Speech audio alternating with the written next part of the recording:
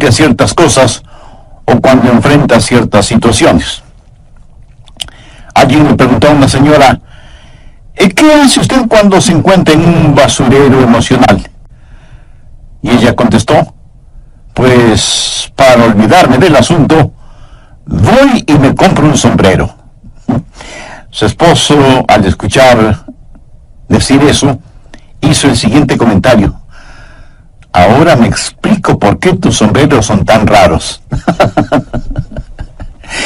Hay ocasiones en que nos desanimamos cuando no estamos felices acerca de algo o de alguien. O cuando perdemos el trabajo o tenemos un accidente de tránsito.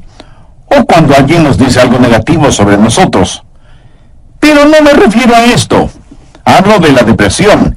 Ese profundo sentimiento de desesperación que a veces puede convertirse en algo terrible y horrible. Es un asunto que envía gente a los hospitales o causa que las personas simplemente desaparezcan de su círculo social. En ocasiones, cuando nos sentimos mal, es como si estuviéramos en una tormenta. Llega y se va.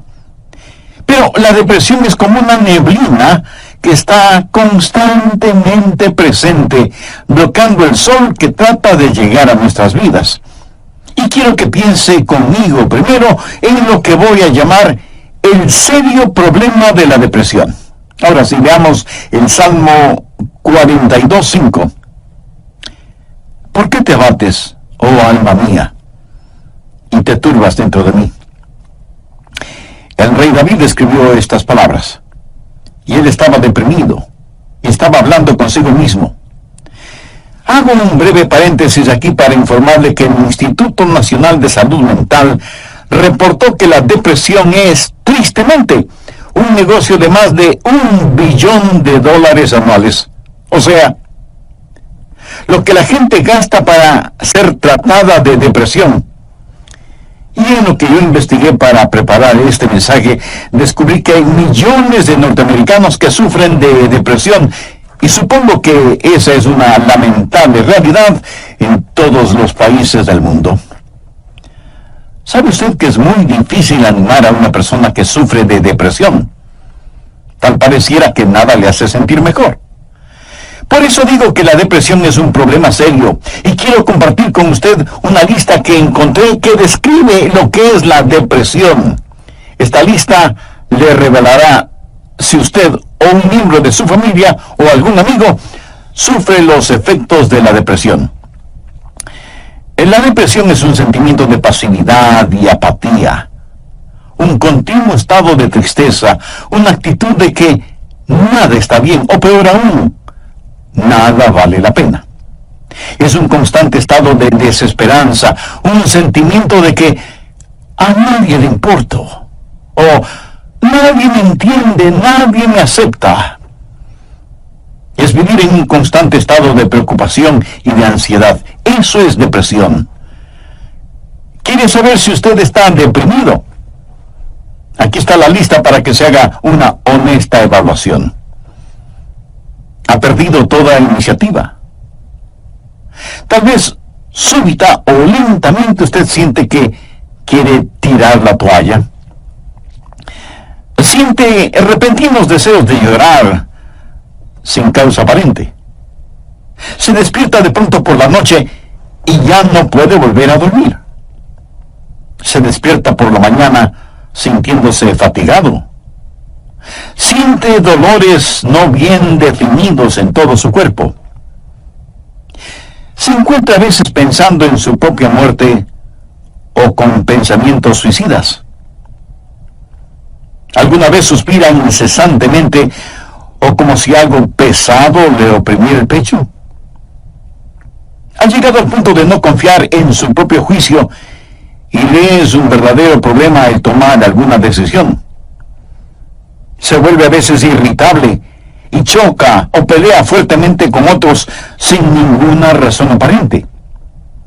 Está consciente de que nada, absolutamente nada le entusiasma. Permítame aclarar que esa no es mi lista. Pero estoy seguro que es la lista de alguien. Amigo, Esa es la depresión de alguien que está deprimido o deprimida. Y a lo mejor alguno de quienes me escucha dirá, pastor, ese mensaje no es para mí porque yo no estoy deprimido. Felicitaciones. Pero sabe, alguien que usted conoce lo está. Y usted puede ayudar a ese alguien. ¿Está seguro o segura que usted no necesita ayuda en esta área? ¿Cómo puede levantarse cuando está caído? La depresión es una enfermedad mortal que manda a mucha gente a los hospitales y a otros a la tumba. Es la tercera causa de mortalidad en ciertas categorías y edades. Aquellos que hemos estado en el ministerio el tiempo suficiente, sabemos cuando vamos a una tumba a enterrar a un cónyuge que no pasará mucho tiempo sin que tengamos que enterrar al otro. Y si usted me dice, oh, eso pasa con los incrédulos porque no saben lo que nosotros sabemos. Permítame decirle algo. Los hijos de Dios no son inmunes a la depresión. Moisés, ese gran líder del pueblo de Dios, experimentó tal estado de depresión que le pidió a Dios que lo matara. Jonás, poderoso profeta de Dios, también le pidió a Dios que le quitara la vida. Y Elías, sentado bajo la sombra del árbol, deseaba más bien estar muerto. El apóstol Pablo habla de sí mismo y su estado de depresión o de desesperación por estar vivo. Y Juan el Bautista estuvo en un calabozo. No una mazmorra literal, sino en un calabozo de desesperación. Juan el Bautista, el heraldo del Señor Jesucristo, llegó a dudar si Jesús era el Mesías. Y en las páginas de la historia encontramos que grandes hombres sufrieron depresión. Quienes predicamos la palabra de Dios, pensamos que Carlos Spurgeon fue uno de los más grandes predicadores que han existido. Pero este gran hombre lleno de viveza y calor humano tuvo períodos de depresión. Y en el área de la política, Winston Churchill fue el gran estadista que tuvo que dirigir Inglaterra durante la Segunda Guerra Mundial. Indiscutible líder, a veces tenía ataques de depresión tan grandes que no atendía a nadie en su oficina. Y él se refería a la depresión como el gran perro negro que me tiene entre sus fauces.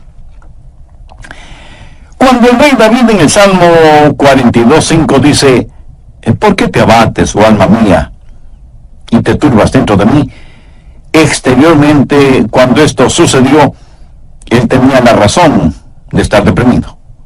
Perdió a su hijo Absalón, a quien amaba profundamente, a pesar de que Absalón se sublevó contra su padre, lo traicionó, trató de arrebatarle el reino, y David tuvo que huir para salvar su propia vida. Luego Absalón muere trágicamente.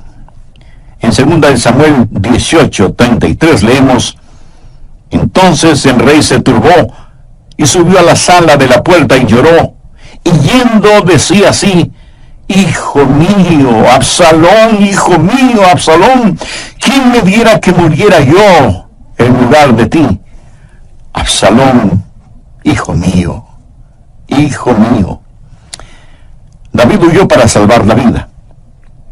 Él debía ser el rey, pero perdió su fortuna, perdió su hogar, perdió su poder, perdió todo respaldo financiero, y como si todo esto fuera poco, David pecó contra Dios, cometió un horrible, terrible pecado que le costó la vida a su tierno hijo.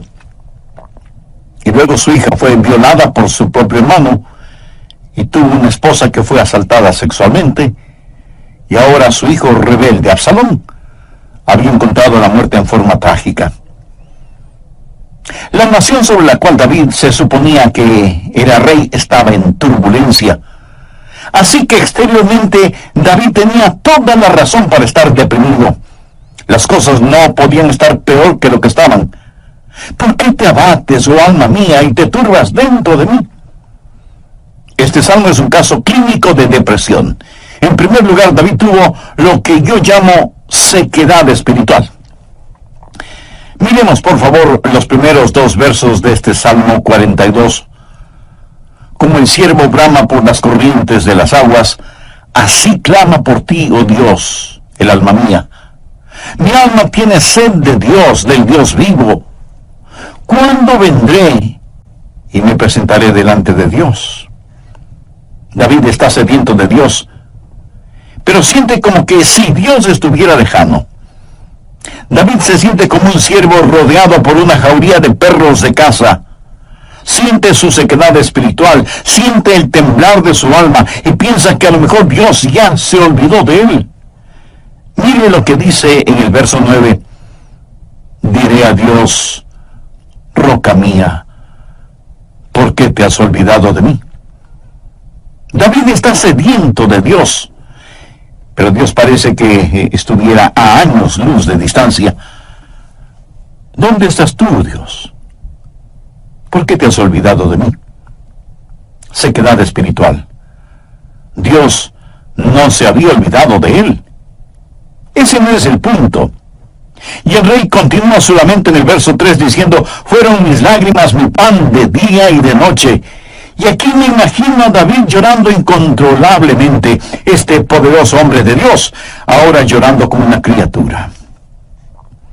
Todos tenemos momentos de tristeza, pero no siempre de llanto incontrolable, aunque puede ser así. Eso es un signo de depresión. No es como una lluvia de verano que cae y desaparece rápidamente, sino que es más bien como una neblina continua durante el día nublado. David siente vergüenza y se siente derrotado. Mire lo que dice en el verso 3. Fueron mis lágrimas mi pan de día y de noche, mientras me dicen todos los días, ¿dónde está tu Dios? Él sabe que sus enemigos están burlándose de él y está avergonzado. Se siente como un indigno testigo de Dios, y por supuesto que lo fue. Sabe, a veces, aún estando en evidente pecado, tratamos de testificar, pero no tenemos ni el poder ni el gozo para hacerlo, y no tenemos la victoria, y esto aumenta nuestra vergüenza. El sentido de culpa de David le hizo pensar que era una desgracia delante de Dios. Y todo era peor por las recurrencias de sus memorias. Mire lo que dice en el verso 4. Me acuerdo de estas cosas y derramo mi alma dentro de mí. De cómo yo fui con la multitud y la conduje hasta la casa de Dios, entre voces de alegría y de alabanza del pueblo en fiesta. David recordaba mejores días. Miró retrospectivamente aquellos días cuando tuvo gozo y paz junto con la multitud, alabando a Dios en la casa de Dios. Y ahora todo eso no era más que un recuerdo. Ya no era nada real para él, y hacía que todo su dolor, toda su turbación fuera más vívida, y sentía que esos hermosos días que antaño experimentó, los había perdido para siempre. Y como si eso no fuera suficiente, él estaba abrumado por las circunstancias. Miremos lo que David dice en los versos 6 y 7. Dios mío, mi alma está abatida en mí. Me acordaré, por tanto, de ti desde la tierra del Jordán, y de los hermonitas desde el monte de Mizar. Un abismo llama a otro a la voz de tus cascadas. Todas las ondas y tus olas han pasado sobre mí. El río Jordán es llamado el río de la muerte. La palabra Jordán literalmente significa descenso y juzgamiento. Comienza en el monte Hermón, que está casi a 3.000 metros sobre el nivel del mar, y desciende por un tortuoso camino hacia el Mar Muerto. El Mar Muerto está a casi 450 metros por debajo del nivel del mar. Y el río Jordán fluye hacia el Mar Muerto para no volver a aparecer. Así que, en la tipología bíblica, Jordán ha sido la representación de muerte y desesperación. Y David siente que está totalmente inundado por las circunstancias. Las aguas de Dios están sobre él. Está cubierto de problemas y no sabe hacia dónde dirigirse. Está absoluta y totalmente abrumado por las circunstancias. Y quiero decirle que estadísticamente, personas así son suicidas. Un jovencito de 16 años escribió la siguiente carta antes de suicidarse. Querido mundo, yo no quiero que me corten el pelo. Yo no quiero cuidar niños. Yo no quiero ir a ver a Gina mañana en el colegio. Yo no quiero hacer mis deberes de biología, de inglés, de historia, ni de ninguna otra materia. Yo ya no quiero estar triste o solo o deprimido. No deseo comer, ni beber, ni conversar, ni dormir, ni respirar. Sencillamente ya no quiero vivir. Papá, mamá, no es culpa de ustedes. Solo que no me siento libre. Me siento enfermo, triste y solo, aunque esté rodeado de mis padres, hermanos, compañeros y amigos. Eso, mi amigo, es depresión y es muy, pero muy triste. La depresión es un serio problema. En segundo lugar, quiero que sepa y vea que hay una provisión espiritual para la depresión. Gracias a Dios, usted no tiene que estar deprimido. Dios ha hecho provisión para usted, para mí, para nuestras familias y para nuestros amigos, para todos aquellos que sufren depresión. Primero, usted tiene que mirarse interiormente y analizar su corazón. Veamos el Salmo 42, los versos del 5 al 7. ¿Por qué te abates, oh alma mía, y te turbas dentro de mí? Espera en Dios, porque aún he de alabarle, salvación mía y roca mía, Dios mío, mi alma está abatida en mí. Me acordaré por tanto de ti desde la tierra del Jordán, y de los hermonitas desde el monte de Mizar. Un abismo llama a otro a la voz de tus cascadas, todas tus ondas y tus olas han pasado sobre mí. Pero ahora quiero que note en forma particular que David comienza a hablar consigo mismo. Y si usted me pregunta si uno puede hablar con uno mismo, pues le diré que sí, David lo hizo. Y no me diga que usted nunca ha hablado con usted mismo, porque francamente no se lo voy a creer. Porque todos lo hacemos, consciente o inconscientemente. Note que David está hablando con su alma. El alma es el ego que vive dentro de cada uno de nosotros, no es el espíritu. El espíritu es su naturaleza espiritual, su alma es su naturaleza emocional, su mente, sus emociones, su voluntad. Y David le habla a su alma. En el próximo programa terminaremos este estudio bíblico sobre la depresión. Y espero que esto no lo deprima ahora. Antes de finalizar y sabiendo que la depresión no hace acepción de personas y la sufren santos y pecadores, permítame preguntarle en forma personal, ¿ha depositado su fe en el Señor Jesucristo? ¿A quién recurre cuando está deprimido? Recuerde que la causa de la depresión puede ser externa, pero la solución es interna, íntima, personal. Si usted aún no tiene a Jesús en su corazón, puede hacerlo este mismo momento. Ore con sus propias palabras de la siguiente manera. Señor Jesús, sé que eres el Hijo de Dios, que fuiste a la cruz para pagar la culpa de mis pecados, y que Dios te resucitó de entre los muertos. Este mismo momento te acepto en mi corazón como mi Salvador y mi Señor, y te ruego que tomes el control total de mi vida. Gracias por perdonarme. Gracias por darme nueva vida. Y ayúdame a vivir de tal manera para que pueda traer honra y gloria a tu nombre. Hazme la clase de persona que tú quieres que sea. Lo pido en tu santo nombre. Empezar este programa haciendo un resumen de lo que estudiamos en el programa anterior. Entre otras cosas dije que hay ocasiones en que nos desanimamos cuando no estamos felices acerca de alguien o de algo. O cuando perdemos el trabajo o tenemos un accidente de tránsito. O cuando alguien dice algo negativo sobre nosotros. Pero no me refiero a esto. Hablo de la depresión. Ese profundo sentimiento de desesperación que a veces puede convertirse en algo terrible y horrible. La depresión es un sentimiento de pasividad y apatía, un continuo estado de tristeza, una actitud de que nada está bien, o peor aún, nada vale la pena. Es un constante estado de desesperanza, un sentimiento de que a nadie le importo, o nadie me entiende, nadie me acepta. Es vivir en un constante estado de preocupación y de ansiedad. Eso es depresión. ¿Quiere usted saber si está deprimido? Aquí está la lista para que se haga una honesta evaluación. Ha perdido toda iniciativa. Tal vez súbita o lentamente usted siente que quiere tirar la toalla. Siente repentinos deseos de llorar sin causa aparente. Se despierta de noche y ya no puede volver a dormirse. Se despierta por la mañana sintiéndose fatigado. Siente dolores no bien definidos en todo su cuerpo.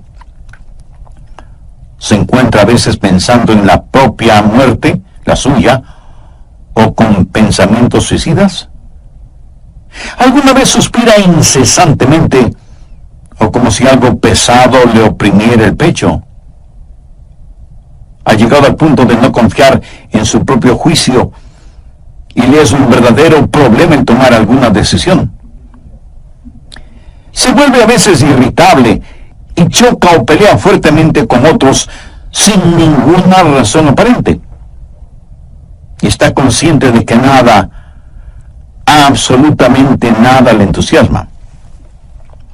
Y si usted me dice, eso pasa con los incrédulos porque no saben lo que nosotros sabemos.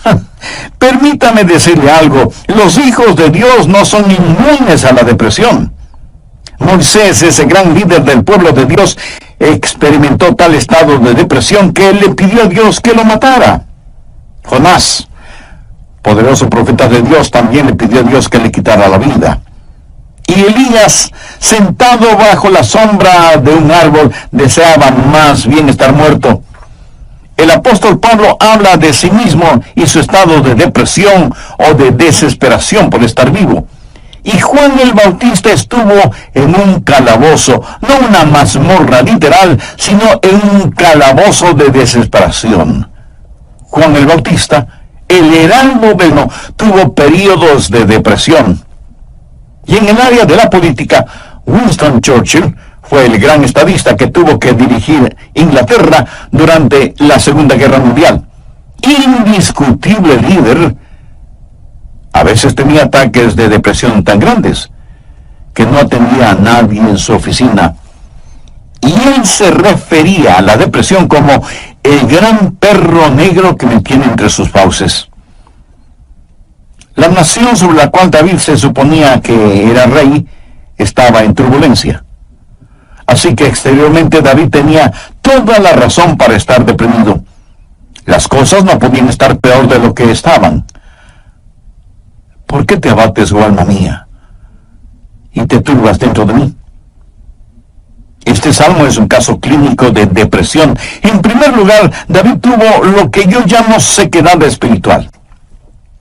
Miremos, por favor, los primeros dos versos de este Salmo 42. Como el ciervo brama por las corrientes de las aguas, así clama por ti, oh Dios, el alma mía. Mi alma tiene sed de Dios, del Dios vivo. ¿Cuándo vendré y me presentaré delante de Dios? David está sediento de Dios, pero siente como que si Dios estuviera lejano. David se siente como un ciervo rodeado por una jauría de perros de caza, siente su sequedad espiritual, siente el temblar de su alma y piensa que a lo mejor Dios ya se ha olvidado de él. Mire lo que dice en el verso 9, diré a Dios, oh roca mía, ¿por qué te has olvidado de mí? David está sediento de Dios, pero Dios parece que estuviera a años luz de distancia. ¿Dónde estás tú, oh Dios? ¿Por qué te has olvidado de mí? Sequedad espiritual. Dios no se había olvidado de él. Pero ese no es el punto. El rey continúa su lamento en el verso 3 diciendo, fueron mis lágrimas, mi pan de día y de noche. Y aquí me imagino a David llorando incontrolablemente, este poderoso hombre de Dios, ahora llorando como una criatura. Todos tenemos nuestros momentos de tristeza, pero no siempre de llanto incontrolable, aunque puede ser así. Eso es un signo de depresión. No es como una lluvia de verano que cae y desaparece rápidamente, sino que es más bien como una neblina continua durante un día nublado. David siente vergüenza y se siente derrotado. Mire lo que dice en el verso 3. Fueron mis lágrimas mi pan de día y de noche, mientras me dicen todos los días, ¿dónde está tu Dios? ¿Sabía que dentro de usted hay alguien que constantemente le está hablando?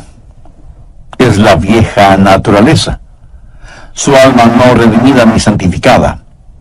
Y su alma le habla y le dice, tienes razón de sentir pena por ti mismo. Nunca lo lograrás. No tienes lo que se requiere. Este es el final. La vida no vale la pena vivirla. Y David responde a su alma y le dice, ¿por qué te abates, oh alma mía?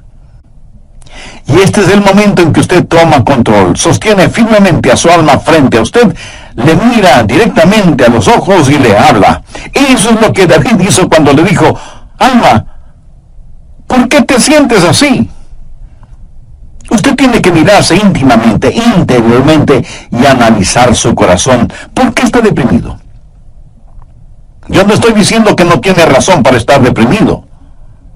Tal vez alguna persona amada ha fallecido, su cónyuge, un hijo o una hija, un entrañable amigo.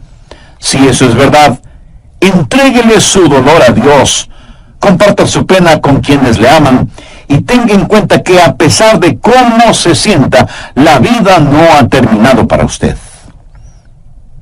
Tal vez tiene el corazón destrozado. Alguien a quien amaba profundamente le ha engañado. Tal vez un esposo ha abandonado a su esposa por otra mujer, o a lo mejor una esposa ha dejado a su esposo por otro hombre. Tal vez esté enfrentando el dolor de un noviazgo roto súbita y amargamente. O pudiera ser que los padres no hacen sentir bienvenidos a sus hijos que se fueron del hogar como las ovejas negras de la familia. Si usted está viviendo estas u otras amargas experiencias, escúcheme.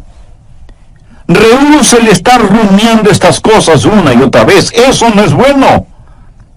Analice las cosas. Si alguien le ha destrozado el corazón, vea qué es lo que ha aprendido de esa experiencia y comience a buscar y tener nuevas amistades. Tal vez usted ha pecado y está siendo perseguido constantemente por el fantasma de su culpa. ¿Qué debe hacer? Confiese su pecado a Dios. Y si tiene que pedir perdón a alguien, hágalo. Si tiene que restituir algo a alguien, hágalo. Demora de tiempo. Mientras más se demore en hacerlo, más difícil le será el realizarlo. Haga lo que tiene que hacer ya. Y cierre la puerta de ese pasado. Analice. Mire su propio corazón y pregúntese, ¿por qué estoy abatido? Pero necesita hacer algo más. No solo un análisis íntimo de su corazón, sino que mirando hacia arriba, reconozca que necesita ayuda una vez que ha identificado el problema. Noten los versos del 7 al 9 lo que David dijo. Un abismo llama a otro a la voz de tus cascadas. Todas tus ondas y tus olas han pasado sobre mí. Pero de día mandará Jehová su misericordia, y de noche su cántico estará conmigo, y mi oración al Dios de mi vida. Diré a Dios, roca mía, ¿por qué te has olvidado de mí? ¿Por qué andaré yo enlutado por la opresión del enemigo? ¿Qué es lo que David está haciendo ahora? Pues mirar hacia arriba. No solo interiormente para ver por qué me siento así, sino mirar hacia Dios y decir, Dios, tú eres mi ayuda y mi esperanza. Tú me cubrirás con tu misericordia. Oh, qué amigo nos es Cristo. Él llevó nuestro dolor. Estoy seguro que alguien me dirá, pastor, lo que yo estoy pasando usted no lo comprende. Mi amigo, ese no es el punto. Cierto, yo no lo comprendo, pero Dios le comprende. Y no solo que le comprende, sino que le ama y quiere cuidar de usted. Él es su ayudador, aun cuando usted no lo entienda. El doctor Warren Wiersbe fue un gran maestro bíblico, y él dijo que la vida no es un problema que debe ser resuelto, sino un misterio que debe ser vivido. Eso nos hace recordar siempre que, como hijos de Dios, no vivimos de explicaciones, sino de promesas. Algunos piensan que de alguna manera Dios les ha olvidado o Dios les ha fallado. No. Dios ni se ha olvidado de usted ni le ha fallado a usted. Pero David se sintió así. Mire la pregunta que hace en el verso 9. Dios, ¿por qué te has olvidado de mí? No, Dios no se había olvidado de David. Y si usted me dice, pastor, realmente no entiendo esto, significado. Esto no tiene ningún significado para usted. Verá, podemos confiar en Dios para cualquier cosa si entendiéramos el porqué. Pero Dios no nos deja entender el porqué todo el tiempo para que podamos conocer el quién y podamos confiar en Él en aquello que no entendemos. Andrew Murray fue un extraordinario hombre de Dios y dijo lo siguiente: en tiempos de problemas, aquellos que confían en Dios deben primero decir, Él me trajo hasta aquí. Es por su voluntad que me encuentro en esta situación. Y Él me mantendrá aquí en su amor y me dará la gracia en este juicio para comportarme como su hijo. Él hará que este juicio sea una bendición, enseñándome las lecciones que Él quiere que aprenda y trabajando bajo su gracia ya concedida. Finalmente, en su tiempo, Él le librará nuevamente. ¿Cómo y cuándo? Bueno, solo Él lo sabe. Así que cuando usted está en dificultades, diga, estoy aquí primero por la voluntad de Dios, segundo bajo su cuidado, tercero bajo su entrenamiento y cuarto en su tiempo. Alguien dijo, Dios es demasiado bueno para no ser bondadoso, demasiado sabio como para cometer errores. Y cuando no podamos ver su mano, podemos confiar en su corazón. Mírese interiormente y analice su corazón. Salmo 42:11. ¿Por qué te abates, oh alma mía? ¿Y por qué te turbas dentro de mí? Espera en Dios, porque aún he de alabarle. Y Dios quiere que le diga a alguien que me esté escuchando este momento, sin que importe cuán difíciles sean las circunstancias, que Dios está con usted. No pierda la esperanza. Dios tiene un futuro lleno de esperanza para usted. David le habló a su alma y le dijo, espera en Dios. Ahora, esperar no significa un deseo vano, significa una seguridad definitiva basada en la anticipación. Hay solo dos lugares en donde toda esperanza es imposible. El uno es el cielo, porque ya no necesitamos ninguna esperanza, todo será realizado. El otro lugar es el infierno. Si usted muere sin ser salvo, se irá al infierno y quedará fuera de toda esperanza. Pero la esperanza siempre es posible. Mi amigo, lo que encontramos en Jeremías 29:11 es para usted ahora mismo. Escuche lo que dice ese versículo.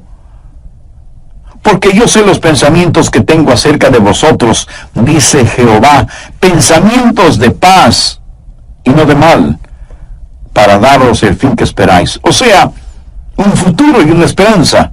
No permita que Satanás apague la vela de la esperanza. Usted necesita mirarse interiormente y analizar su corazón. Necesita mirar hacia Dios y saber que habrá ayuda. Necesita mirar al frente y darse cuenta que hay esperanza.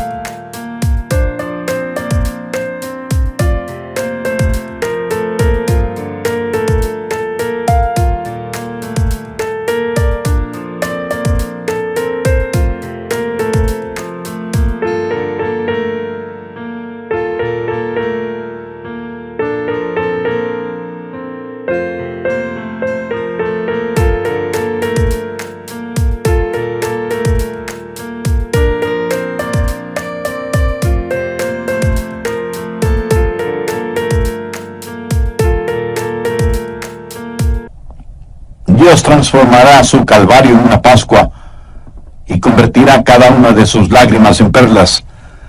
Dios pondrá un hermoso arco iris de su gracia sobre sus pesares. Espera en Dios. Él va a llenar las más profundas necesidades de su corazón. Y Dios nunca estará satisfecho hasta que el más grande deseo suyo sea Él mismo. Hemos hablado del serio problema que es la depresión y de la esperanza que hay para usted. ¿Cuál es la promesa segura contra la depresión? ¿Por qué te abates, oh alma mía? ¿Y por qué te turbas dentro de mí? Espera en Dios, porque aún he de alabarle. Si usted está caído espiritual y emocionalmente, puede levantarse. Y si hoy se siente deprimido, recuerde que Dios le ama. Ni una hoja cae al suelo sin que Él lo sepa.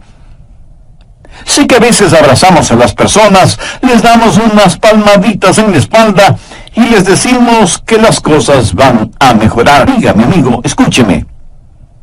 Aparte de Jesús, no hay una verdadera esperanza para el mundo. Anoche, mientras meditaba en este mensaje que estoy compartiendo con usted, dije: Señor, no quiero hablar sobre la depresión. Quiero hablar más bien sobre algo feliz o algo realmente animador. Y el Señor me dijo: bien, hay alguien que necesita escuchar ese mensaje. Hay muchas personas sufriendo de depresión. Debes entregar ese mensaje. Así que, de Dios a usted, déjeme decirle algo. Si usted está caído, puede levantarse. Dios tiene una manera para usted. Y no es psicología popular barata, ni una palmadita en la espalda diciéndole las cosas van a mejorar. Espere en Dios, Él le ayudará hasta el final. Tenga la absoluta confianza que usted está protegido y abrazado por los eternos y poderosos brazos de Dios. Si es que usted es un hijo de Dios, por haber recibido a Jesús en su vida. Si usted no tiene la seguridad de su salvación, ¿por qué no recibir al Señor Jesucristo como su Salvador y Señor ahora mismo? Si con fe y sinceridad se lo pide, Él le salvará instantáneamente y le guardará continuamente. Él nunca le olvidará ni le dejará. Con sus propias palabras, usted puede decir una oración como la siguiente: Querido Dios, sé que me amas y que quieres salvarme. Señor, sé que tú moriste en la cruz para salvarme y derramaste tu sangre para pagar la culpa de mi pecado. Gracias por amarme de esa manera.